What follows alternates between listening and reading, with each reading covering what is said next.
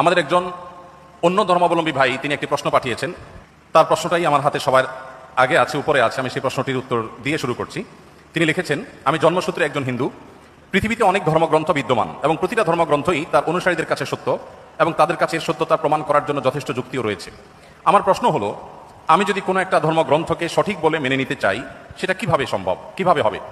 আমি কিভাবে বুঝবো যে এটাই সঠিক, বাকিগুলো ভুল? যেহেতু সবার নিজের ধর্মগ্রন্থগুলো সঠিক বলে মনে করেন, আমি নিরপেক্ষভাবে কোনটাকে সঠিক বলে মেনে নিব এবং কেন মেনে নিব? খুবই গুরুত্বপূর্ণ এবং খুবই প্রয়োজনীয় প্রশ্ন করেছেন আমাদের এই ভাই। আমি প্রথমে তাকে ধন্যবাদ জানাই তার প্রশ্নটি আমাদের কাছে উপস্থাপন করবার জন্য।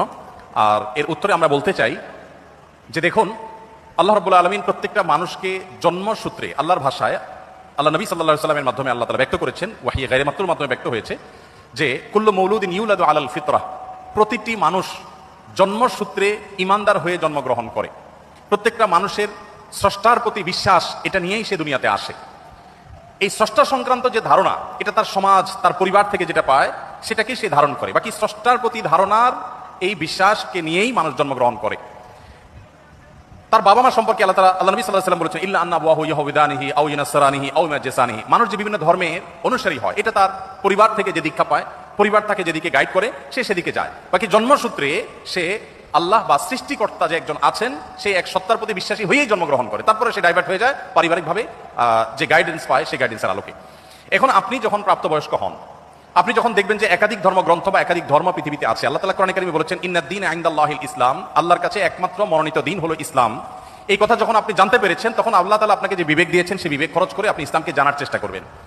আমরা যদি কেউ অন্য ধর্মকে জানার চেষ্টা করি, বিশেষ করে আমার যে ভাই প্রশ্ন করেছেন তিনি এবং আরো যারা অন্যান্য ধর্মে আছেন, আমি যদি বলতে চাই যে তারা যদি ইসলামকে জানার চেষ্টা করেন নির্মোহভাবে, তারা যদি সত্যানুসন্ধানী দৃষ্টি নিয়ে ইসলামকে স্টাডি করেন, কোরআনকে তারা পাঠ করেন এবং পড়েন, আমার বিশ্বাস একটা সময় তারা ইসলামের সত্যতাকে খুব সহজে, খুব স্বাভাবিকভাবে উপলব্ধি করতে পারবেন।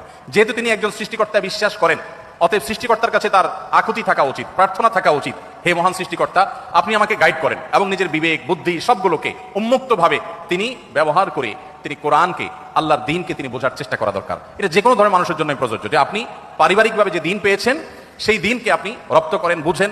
অন্য ধর্মাবলম্বী ভাই যারা আছেন তাদেরকে আমরা বলবো যে কোরআন আপনারা নির্মোহভাবে একটু পড়ার চেষ্টা করুন।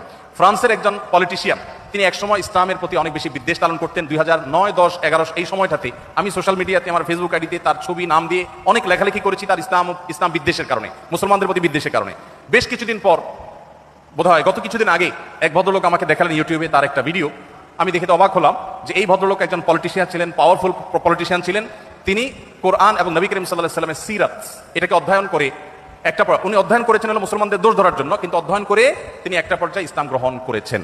অতএব আমি আমার এই প্রশ্নকর্তা বন্ধুকে বলবো, আপনি দুটি জিনিস, একটি হলো আপনি মুক্ত মন নিয়ে কোরআনে কারিমটা একটু পড়ুন এবং প্রিয় নবী সাল্লাল্লাহু আলাইহি ওয়াসাল্লাম পুরো জীবনটা একবার পড়ুন।